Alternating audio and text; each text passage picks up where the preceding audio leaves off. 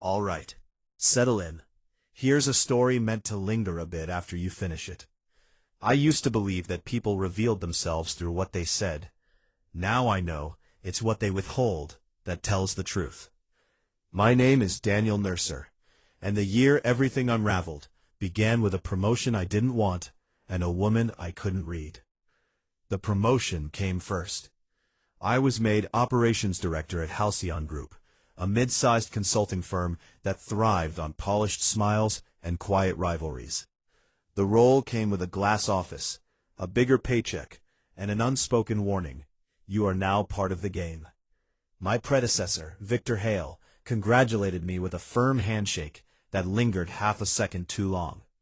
2 weeks later, he resigned to pursue personal interests. No one asked what those interests were. Then there was Clara.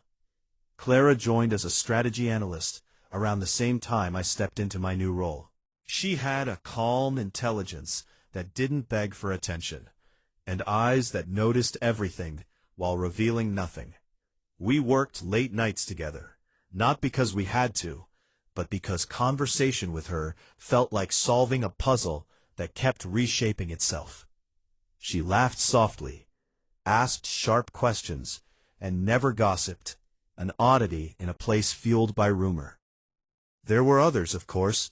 Elliot, my oldest friend and head of finance, who insisted loyalty still mattered in corporate life.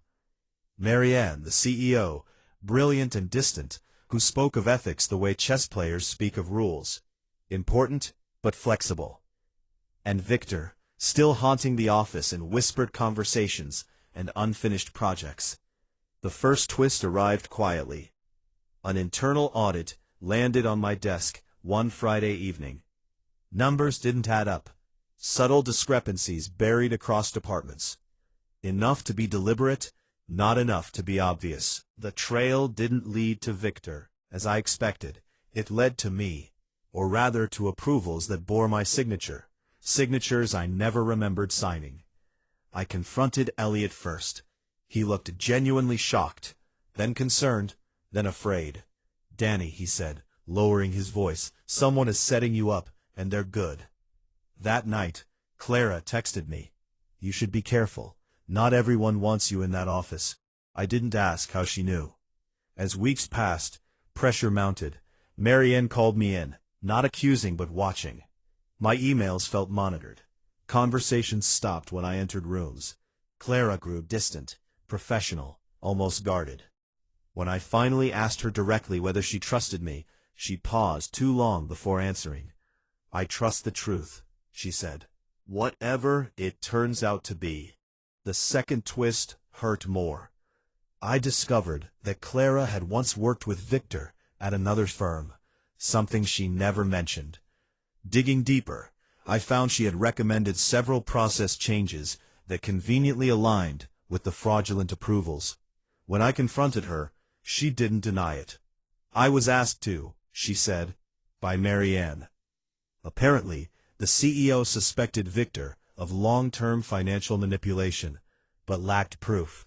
She needed someone close to him, then close to me, to recreate the pattern and force the real culprit to react. Clara wasn't my enemy. She was a test, and I had failed it. Because instead of reporting concerns immediately, I had hesitated. I had protected Elliot when I noticed inconsistencies in his department. I had assumed friendship meant innocence. The final twist came like a quiet confession. Elliot admitted everything. He'd been skimming funds for years, hiding behind trust and timing. Victor had discovered it and threatened exposure, hence his sudden exit. Elliot never expected me to be promoted. When I was, panic set in. "I thought you'd never look," he said, eyes hollow. "You never did before." He was right. I had trusted comfort over clarity. In the end, Elliot was arrested. Marianne resigned after the board questioned her methods. Clara left the firm, though not before meeting me one last time for coffee. There was something unspoken between us, affection tangled with disappointment. "You're not a bad man, Daniel," she said gently, "but you confuse loyalty with virtue." The office emptied. My title remained, but it felt lighter, almost temporary. I learned to read silences, to ask harder questions, to understand that intrigue doesn't begin with villains. It begins with people avoiding inconvenient truths. I still think about Clara sometimes, about Elliot too, about how easily love, trust, and ambition disguise themselves as one another. Trust is not proven by how long you've known someone, but by how they act when honesty costs them something.